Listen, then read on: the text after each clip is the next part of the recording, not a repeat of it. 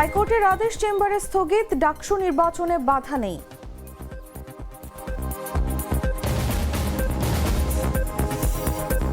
যুক্তরাষ্ট্র নির্দিষ্ট দল ব্যক্তিকে সমর্থন করে না, জানিয়েছে চার্জ দ্য অ্যাফেয়ার্স।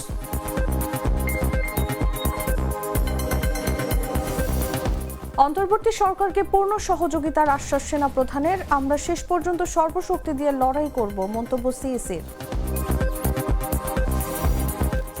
আমিরের বাসায় জরুরি বৈঠক, পিআর পদ্ধতিতে নির্বাচনে দৃঢ় জামায়াত।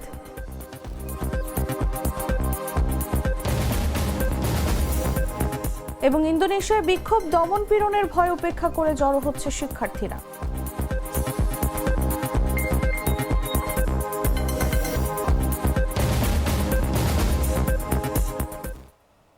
এতক্ষণ শুনছিলেন সংবাদ শিরোনাম। দর্শক, আমন্ত্রণ সন্ধ্যা ৭টার নিউজে, সাথে আছি আমি তাসলিমা তিথি।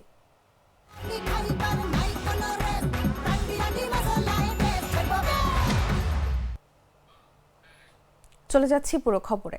ঢাকা বিশ্ববিদ্যালয় কেন্দ্রীয় ছাত্র সংসদ নির্বাচন আগামী ৩০ অক্টোবর পর্যন্ত স্থগিত ঘোষণা করে হাইকোর্টের দেয়া আদেশ স্থগিত করেছেন আপিল বিভাগের চেম্বার জজ আদালত।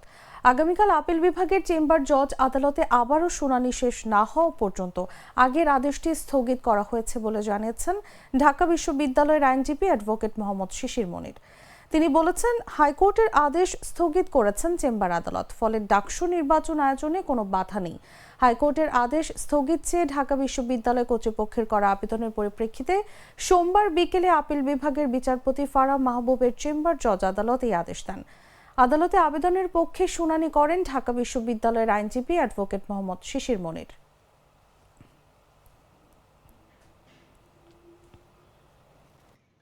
ডাকসু নির্বাচন আয়োজন করা এবং অনুষ্ঠান করার ক্ষেত্রে খুবই সিরিয়াস এবং সিনসিয়ার। ঢাকা বিশ্ববিদ্যালয় কর্তৃপক্ষ মনে করে যে ঢাকা বিশ্ববিদ্যালয়ের ছাত্রদের বা ডাকসু নির্বাচনের মধ্য দিয়ে বাংলাদেশে নতুন ছাত্রদের মধ্যে নতুন সংস্কৃতি তৈরি হবে। এই জন্যই আমরা এটা আয়োজন করেছিলাম। এটির সকল আয়োজন সম্পন্ন হয়েছিল ২৬ তারিখ, যেখানে আমরা ক্যান্ডিডেটদেরকে চূড়ান্তভাবে মনোনীত করেছি। তারপরে আজকে ৫ দিন পরে একটা রিট পিটিশন করে একটা রুল নেওয়া হয়েছে এবং নির্বাচনটাকে স্থগিত করে দেওয়া হয়েছিল। এটি ইনস্ট্যান্টে আমরা মাননীয় চেম্বার জজের আদালতে এই বিষয়টি যে গুরুত্ব এবং ইম্পর্টেন্স বলে আমরা চেম্বার জজের আদালতে হাতে লিখিতভাবে আবেদন করেছি। এই লিখিত আবেদন গ্রহণ করে মাননীয় চেম্বার জজ হাইকোর্ট ডিভিশনের এই আদেশ, যে ডাকসু নির্বাচনকে স্থগিত করে যে আদেশ দিয়েছিল, এই আদেশকে সিএমপি ফাইল বা সিভিল মিসসেলেনিয়াস পিটিশন ফাইল এবং শুনানির আগ পর্যন্ত স্থগিত আদেশ দিয়েছেন। অর্থাৎ এই মুহূর্তে ঢাকা বিশ্ববিদ্যালয়ের ডাকসু নির্বাচন পরিচালনার ক্ষেত্রে এই মুহূর্তে কোনো বাধা থাকলো না। এবং যে যেখানে প্রচারণা করছেন, নির্বাচনের যে যেখানে প্রতিযোগিতা করছেন, তাদের প্রতিযোগিতা করার ক্ষেত্রেও এবং প্রচারণা করার ক্ষেত্রেও কোনো বাধা।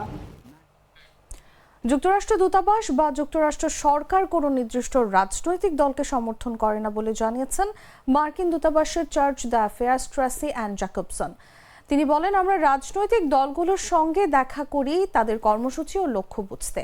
আমরা কোনো নির্দিষ্ট রাজনীতিকে সমর্থন করি না, তাদের উদ্দেশ্য বোঝার জন্য আমরা সাক্ষাৎ করি।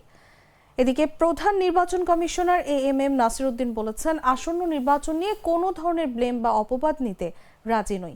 একটি গ্রহণযোগ্য নির্বাচনের জন্য শেষ পর্যন্ত সর্বশক্তি দিয়ে লড়াই করব। সোমবার নির্বাচন ভবনে সাংবাদিকদের এসব কথা বলেন তিনি। এর আগে মার্কিন দূতাবাসে চার্জ দ্য অ্যাফেয়ার্সের নেতৃত্বে একটি প্রতিনিধি দলের সঙ্গে তিনি বৈঠক করেন। নির্বাচন কমিশনের উপরে যাতে কোনো ব্লেম না আসে। নির্বাচন কমিশনের প্রস্তুতির অভাব রয়েছে, নির্বাচন কমিশন প্রস্তুত নয়, ওদের প্রস্তুতি সাফিসিয়েন্ট নয়, এই কথা বলে যাতে কোনো নির্বাচন নিয়ে কোনো ধরনের কথা না হয়, এই জন্য আমরা পূর্ণ প্রস্তুতি নিয়ে থাকব। যে কোনো সময় নির্বাচন সরকার যখন চাইবে আমরা যাতে ডেলিভার করতে পারি সেই প্রস্তুতি আমরা নেব।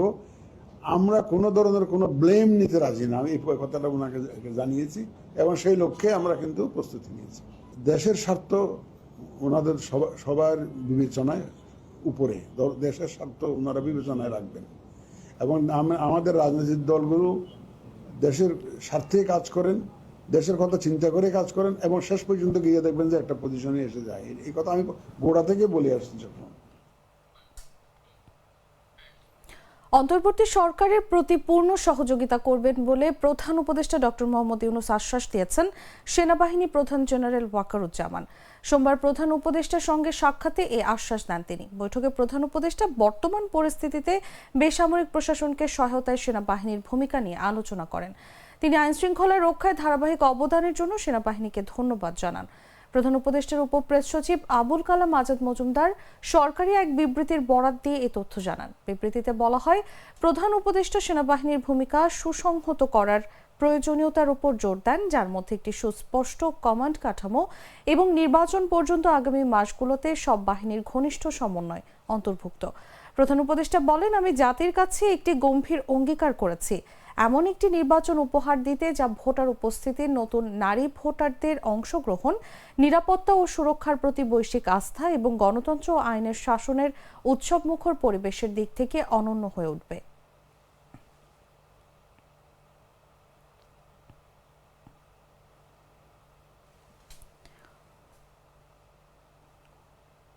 জুলাই সনদের আইনি ভিত্তি ও আগামী জাতীয় সংসদ নির্বাচন পিআর পদ্ধতিতে আয়োজনের দাবিতে দৃঢ় অবস্থান পুনর্ব্যক্ত করেছে বাংলাদেশ জামায়াত ইসলামী। দলটির সর্বোচ্চ দলীয় ফোরাম কেন্দ্রীয় নির্বাহী পরিষদের জরুরি সভায় এই অবস্থানের বিষয়ে সর্বসম্মত সিদ্ধান্ত নেওয়া হয়। সোমবার বেলা 11টায় রাজধানীর বসুন্ধরা আবাসিক এলাকায় জামায়াতের আমির ডক্টর শফিকুর রহমানের বাসায় কেন্দ্রীয় নির্বাহী পরিষদের এই সভা হয়। এতে সভাপতিত্ব করেন আমির শফিকুর রহমান। নির্বাহী পরিষদের জরুরি এ বৈঠকে জামায়াতের সব নায়েবে আমির, সেক্রেটারি জেনারেল, সব সহকারী সেক্রেটারি জেনারেল সহ পরিষদের সদস্যরা উপস্থিত ছিলেন। জামায়াতের কেন্দ্রীয় প্রচার বিভাগের পক্ষ থেকে মুজিবুল আলম গণমাধ্যমে পাঠানো এক বিজ্ঞপ্তিতে এ তথ্য জানান।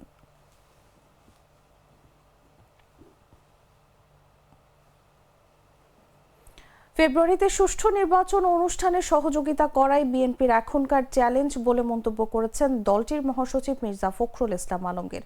বলেন, বিএনপি ক্ষমতায় এলে দেশের রাজনীতি ও অর্থনীতিতে আমূল পরিবর্তন আনবে। সোমবার রাজধানীর শেরেবাংলা নগরের জিয়া উদ্যানে শহীদ রাষ্ট্রপতি জিয়াউর রহমানের সমাধিতে শ্রদ্ধা নিবেদন শেষে কথা বলেন তিনি। এ সময় বিএনপি মহাসচিব বলেন, বাংলাদেশি জাতীয়তাবাদের আদর্শ নিয়ে বিএনপির প্রতিষ্ঠা, যা দেশের রাজনীতিকে আমূল পরিবর্তনে এসেছে। এখন যে চ্যালেঞ্জ আমাদের সামনে রয়েছে সেই চ্যালেঞ্জ হচ্ছে যে আগামী ফেব্রুয়ারি মাসে 26শে ফেব্রুয়ারি মাসে যে নির্বাচন অনুষ্ঠানের কথা আছে সেই নির্বাচন অনুষ্ঠান সুষ্ঠুভাবে বা সর্বত্র সহযোগিতা করা, সাহায্য করা। যে সংস্কার প্রস্তাবগুলো নিয়ে এসেছিল, সংস্কার যে কমিটিগুলো, কমিশনগুলো, সেই সংস্কার বিএনপি সর্বাত্মক সহযোগিতা করেছে এবং বিএনপির 31 দফা কর্মসূচি প্রবর্তনের মধ্যে দিয়ে বাংলাদেশের রাজনীতিতে সম্পূর্ণ আমূল একটি পরিবর্তন বা আনার ব্যবস্থা করেছে।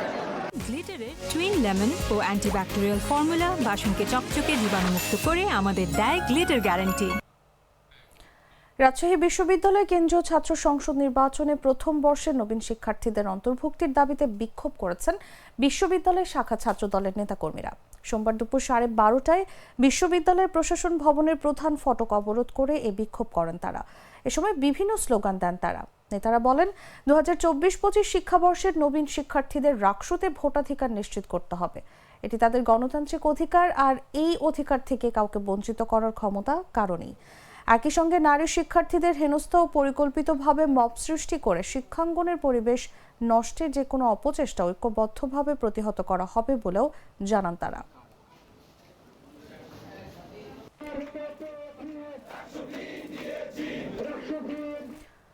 বাংলাদেশ কৃষি বিশ্ববিদ্যালয় বন্ধ ঘোষণা এবং হল ত্যাগের নির্দেশনা প্রত্যাখ্যান করে এবার 6 দফা দাবি উত্থাপন করেছেন শিক্ষার্থীরা।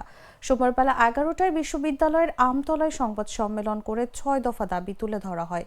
আন্দোলনরত শিক্ষার্থীদের পক্ষ থেকে পশুপালন অনুষদের 3য় বর্ষের শিক্ষার্থী আহসানুল হক হিমেল সংবাদ সম্মেলনে এসব দাবি জানান। তিনি বলেন, এই 6 দফা দাবি দ্রুত মেনে না নিলে পুরো বাকৃবির লকডাউন এবং ব্ল্যাকআউট করে দেওয়া হবে।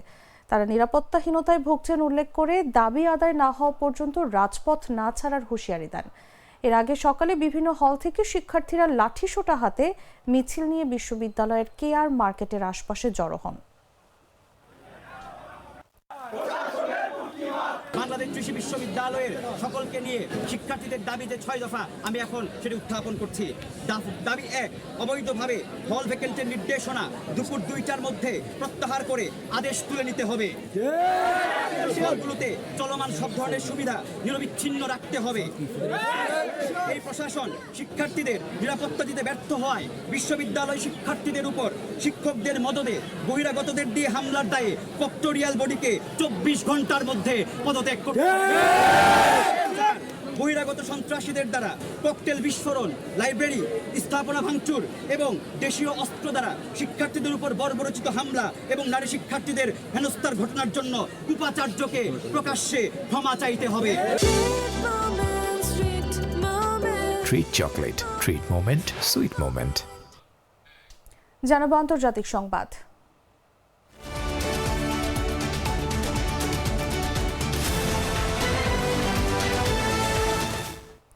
ইন্দোনেশিয়ার বড় শহরগুলোতে শত শত শিক্ষার্থী জড়ো হয়েছেন।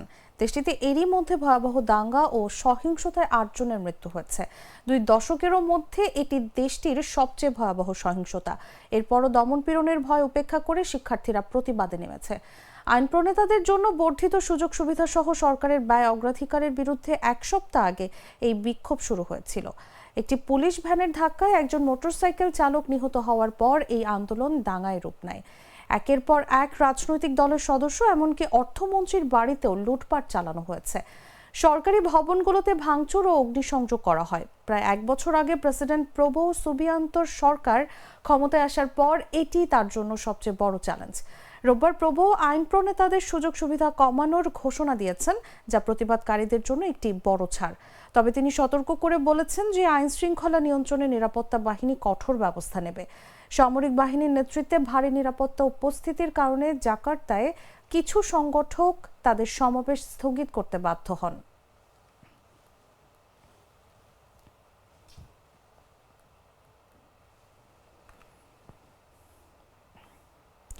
আফগানিস্তানে ভূমিকম্পে নিহত বেড়ে 622 জনে দাঁড়িয়েছে। দেশটির স্বরাষ্ট্র মন্ত্রণালয়ের মুখপাত্র মুফতি আব্দুল মতিন বলেন, কুনার প্রদেশে কমপক্ষে 610 জন এবং নানগারহার প্রদেশে 12 জন নিহত হয়েছেন। এক বিবৃতিতে বলা হয়েছে, কুনার প্রদেশে 610 জন নিহত এবং আরও 1300 জন আহত হয়েছে। সেখানে বহু বাড়িঘর ধ্বংস হয়ে গেছে। এছাড়া নানগারহার প্রদেশে 12 জন নিহত এবং আরও 255 জন আহত হয়েছেন। সেখানে কয়েক ডজন বাড়িঘর ক্ষতিগ্রস্ত হয়েছে। অবিলম্বে ক্ষতিগ্রস্ত এলাকায় পৌঁছানোর, সময় মতো সহায়তা প্রদানের এবং দৃঢ় ও ব্যাপক ব্যবস্থা গ্রহণের জন্য সংশ্লিষ্ট প্রদেশের স্থানীয় কর্মকর্তাদের প্রয়োজনীয় নির্দেশনা জারি করা হয়েছে। এদিকে কুনার প্রদেশের রাজধানী আসাদাবাদের প্রাদেশিক হাসপাতালের প্রধান চিকিৎসক ডাক্তার মুলাদাত জানিয়েছেন, প্রতি 5 মিনিট পর পর নতুন রোগী আসছে।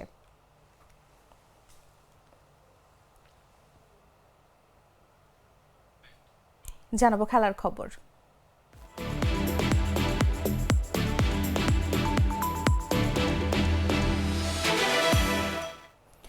বল দখল ও পাসের হিসেবে প্রতিপক্ষের চেয়ে প্রায় অর্ধেক ব্যবধানে এগিয়ে থাকার পরও গোল করতে না পারা যে কোনো দলের জন্যই বেদনাদায়ক।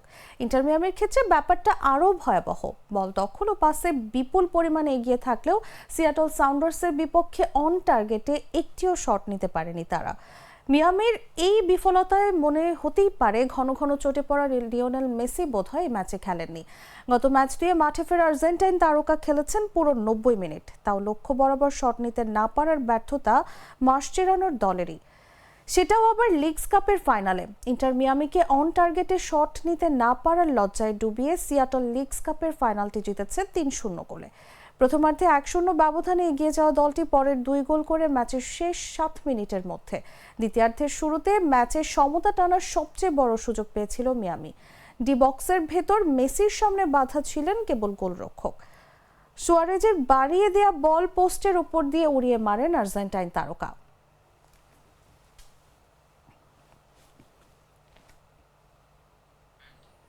দর্শক, সংবাদ শেষ করার আগে শিরোনামগুলো জানিয়ে দিচ্ছি আরও একবার। হাইকোর্টের আদেশ চেম্বারে স্থগিত, ডাকসু নির্বাচনে বাধা নেই।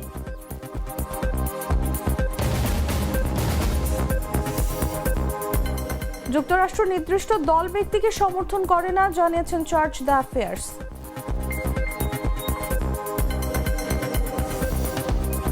অন্তর্বর্তী সরকারকে পূর্ণ সহযোগিতার আশ্বাস সেনা প্রধানের। আমরা শেষ পর্যন্ত সর্বশক্তি দিয়ে লড়াই করব জানিয়েছেন সিইসি। আমিরের বাসায় জরুরি বৈঠক, পিআর পদ্ধতিতে নির্বাচন দৃঢ় জামায়াত।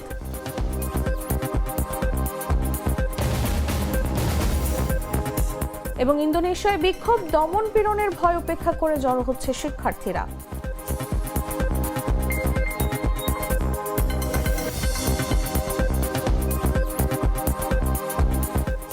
দর্শক, এই ছিল এখনকার মতো।